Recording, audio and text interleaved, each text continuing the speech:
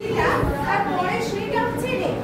তোমরা অনেকে যেখানে সা বলছো সেখানেই রে বলছো, তাহলে হচ্ছে না। সা যেখানে বলতে হবে তার একটা সিঁড়ি পরে হচ্ছে রে, তার একটা সিঁড়ি পরে হলো গা, তারপরে সিঁড়িটা মা।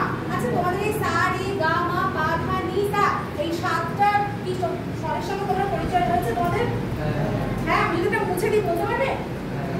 হ্যাঁ, আমরা এখন ধরি শুভমকে যদি ধরি এটাকে ঢেকে দিয়ে তাহলে শুভম কি বলবে বলো?